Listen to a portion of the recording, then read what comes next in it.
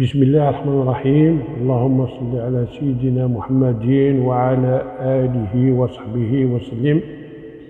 Suite de la deuxième partie du livre Lumière sur l'Occident de Cheikh Tahir Badawi. Notre prophète, aujourd'hui plus qu'hier, entre les éloges et l'hérésie de l'Occident. Chers amis, à l'heure où tout le monde se mobilise, se porte volontaire, coréen, pour lutter contre le fléau social les plus ravageants qu'est le terrorisme, l'on apprend qu'il existe encore de nos jours ceux qui trouvent leur bonheur dans l'injure et le blasphème du sacré, mettant à bas le respect d'autrui, la dignité humaine et s'engouffrant, probablement sans le savoir, dans une sauvagerie sans précédent et dont les conséquences ne sauraient leur garantir une vie de quiétude.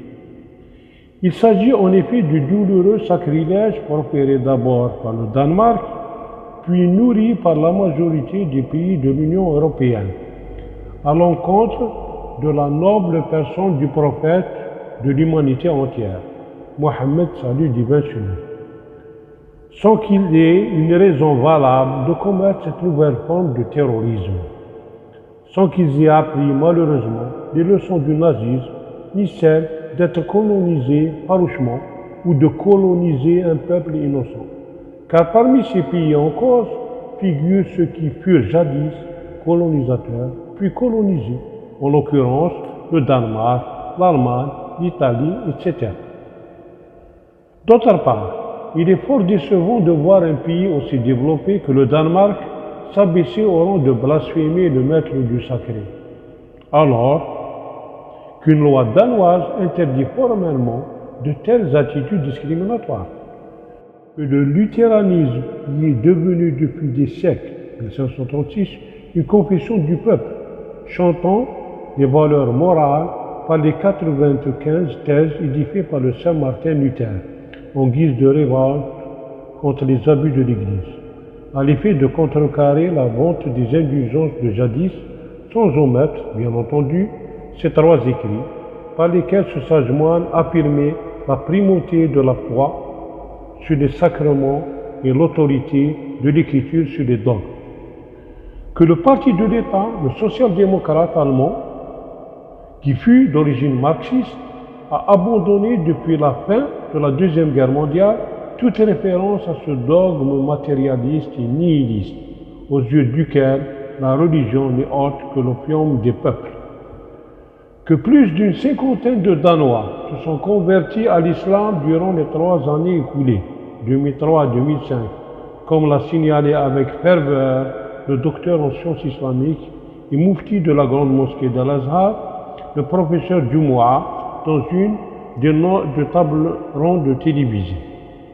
Qu'à l'instar des autres pays scandinaves, maintenant appartenant à l'Union européenne, le Danemark a toujours pris la défense des causes justes et nobles, en l'occurrence le droit des Palestiniens à disposer d'eux-mêmes et édifier ainsi un État souverain et indépendant. Par conséquent, un pays de telle envergure, religieuse, politique et culturelle, ne saurait admettre de voir les libertés individuelles et surtout celles du culte transgressées gratuitement par quelques faibles d'esprit, encore moins de permettre au sein de son territoire ce sacrilège suscité. Cependant, il n'est guère inutile, chers amis, de saisir cette noble occasion pour apporter, avec votre collaboration indéniable, quelques éclaircissements inhérents à la mission sacrée de notre vénéré prophète, pour aboutir aux divers témoignages, souvent prodigieux, de quelques personnalités européennes marquantes, de classes sociales et intellectuelles différentes, à l'effet de convier ces fauteurs de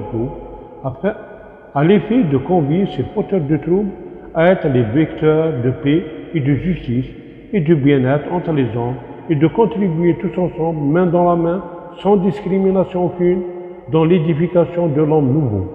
Oui, cet homme vicaire de Dieu sur terre, en harmonie avec son Créateur, son univers, ses semblables et soi-même, comme le conçoit le Saint-Coran dans les versets 56 à 58 de la sourate dite Zariyat. Je n'ai créé les djinns et les humains que pour m'adorer. Je ne leur demande point subsistance, encore moins de me nourrir. En vérité, c'est Allah qui est le grand pourvoyeur, le détenteur de la force, l'inébranlable. En effet, durant la période pré-islamique, les hommes pratiquaient l'idolâtrie et le polythéisme. Ils étaient des fraudeurs, des criminels, des alcooliques, etc. Ils n'avaient pas d'autre choix.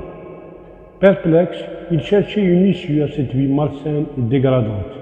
Ils aspiraient à un changement radical qui leur permettrait de mener une vie différente, une vie qui les guiderait sur la bonne voie. Un jour, l'un d'eux dit « Ô peuple, par Allah, sachez que nous avons commis beaucoup de péchés. Nous tournons sur nous-mêmes dans un cercle vicieux. Nous n'écoutons plus personne. Nous ne voyons plus rien. Nous ne sommes devenus d'aucune utilité. Ô peuple, cherchons le droit chemin pour sauver nos âmes. Réclamons une religion véridique. Nous ne sommes plus en homme malhonnête.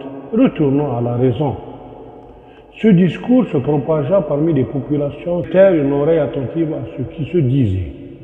En effet, ces hommes voulaient se frayer un chemin qui les éloignerait de la nuit des mensonges pour les emmener à la lumière de la vérité. Comment s'en sortirait-il s'ils n'avaient ni guide ni prophète? Ainsi, les uns quittaient le pays et se dirigeaient loin, très loin, d'un pays à l'autre, à la recherche d'un culte différent, véridique, reconnaissant la religion du patriarche Abraham, salut divin sur lui.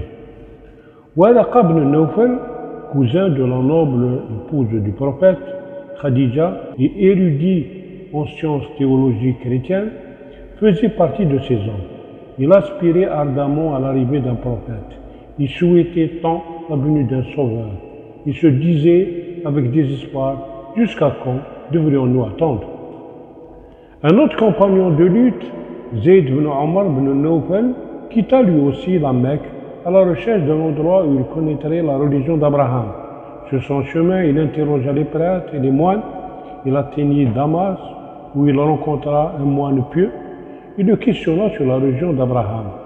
Celui-ci lui répondit « Tu cherches une religion qui n'existe plus de nos jours. Or, sa venue n'est plus lointaine. Rentre chez toi, un prophète de chez vous l'annoncera. Suis-le, il est le messager de Dieu. » Malheureusement, ce compagnon fut assassiné avant d'atteindre la Mecque et il n'eut pas la joie d'annoncer cette merveilleuse nouvelle à son peuple. À noter avec précision que toutes les Écritures saintes, depuis le prophète Adam, à savoir les Écritures révélées à Abraham, à Moïse, à David et à Jésus, annoncèrent la venue de ce messager de Dieu en tant que sceau de tous les prophètes, dont la mission est permanente, immuable et universelle, et on indiquait les différents portraits et autres caractéristiques de taille. Ces Écritures incitèrent cependant leurs fidèles à suivre ce messager de Dieu, Mohammed, salut divin sur lui. L'aube se leva enfin et les hommes étaient encore perturbés, perdus, ignorants, mécréants. Le prophète Mohammed, salut divin sur lui, eut 40 ans. Les visions dans son rêve lui étaient fréquentes. Tout ce qu'il voyait la nuit le revivait le jour, comme si ces visions lumineuses étaient vouées à l'éclairer sur le monde céleste des esprits. Notre prophète aimait la solitude et s'éloignait des gens pour mieux méditer sur les créatures des cieux et de la terre. Il s'isolait pour méditer sur l'existence où aucun humain n'avait été à la mesure d'être favorisé à ce qui se dérobait aux esprits limités. Il prenait ses provisions et s'installait sur le mont Hira, où il résidait un mois durant, distribuant sa nourriture aux gens nécessiteux, ne se laissant que très peu pour calmer sa faim. Il y invoquait incessamment le Seigneur, maître des mondes, le créateur de l'univers. Le mois achevé, notre prophète retourna à la Mecque, mais avant de rejoindre son domicile, il effectuait les 7 tournées autour du temple sacré. À son retour, son épouse Khadija, que Dieu agrée son âme, l'accueillit avec soin et amour, prenait soin de lui, l'entourait de son affection et de son respect. De son côté, notre prophète lui transmettait tout ce qu'il avait vécu de spiritualité au sein du monde béni, afin de l'élever au plus haut rang. Un couple aussi vertueux et respectueux, une épouse dévouée qui comble son mari d'amour, se consacre pour l'assister dans sa mission. Et lui, l'homme, qui était très sincère dans sa parole et fidèle à ses promesses. Il fut ainsi baptisé par tous ses citoyens de Mohammed l'honnêtement intègre. Le prophète, salut divin sur lui, sortit un jour de sa maison, comme à l'accoutumée le premier mois du Ramadan, pour se rendre à son lieu de culte, le mont Hira. Là, il s'isola, cette fois-ci dans une caverne, pour méditer sur ce qui l'entoure et surtout implorer humblement le Seigneur, le remerciant pour tous ses dons et sa bonté envers lui.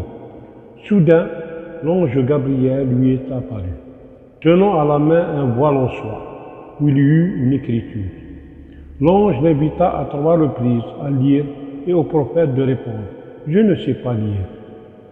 Et à chaque fois, l'ange le prit avec force, le lâcha, pour semble-t-il lui faire goûter aux délices de la vérité et à la beauté de la création et le pénétrer des lumières divines. Après le départ de l'ange Gabriel, le prophète ému par cet événement aussi sublime que l'on connut, resta cloué sur place comme s'il fût absorbé par un sommeil profond. Soudainement, le prophète se réveilla, il regagna son domicile où il trouva son épouse fort inquiète à son égard. Le voyant sain et sauf, elle fut envoyée de bonne heure. Il se mit tout près d'elle et lui demanda de lui raconter ce qui lui était arrivé. « Où étais-tu? J'ai envoyé des gens à ta recherche. Ils sont arrivés jusqu'au temple sacré de la Mecque, mais en vain. » Le prophète, salut divin sur lui répondit « L'ange Gabriel m'est apparu. Un voile en soie à la main et me demanda de lire ce qui est écrit dessus. Je lui demandai que lire. Il m'attira vers lui avec force à me faire trop mal, si mal à croire que la mort fut proche. Il m'ordonna de lire. Je lui renouvelai ma question. Que lire? Cela se répéta encore une fois. Enfin, il dit, lis au nom de ton Seigneur qui a créé l'homme d'une adhérence. Lis ton Seigneur le très noble qui a enseigné par la plume, a enseigné à l'homme ce qu'il ignore. Sourate dite de l'adhérence, versets 1 à 5. Ensuite, il est parti. Après avoir terminé cette lecture, je me suis réveillé, sorti de la caverne et rentré dans la montagne où j'ai entendu une voix céleste qui me disait « Ô Mohammed, tu es l'envoyé de Dieu et moi je suis Gabriel. J'ai levé les yeux vers le ciel, mais je n'ai vu que l'ombre d'une créature humaine et gigantesque qui plane dans le ciel en me disant « Ô Mohammed, tu es l'envoyé de Dieu et moi je suis Gabriel. » Je l'ai regardé longtemps, immobile. Je ne voulais pas éloigner mon regard de lui, mais il disparut. À suivre prochainement.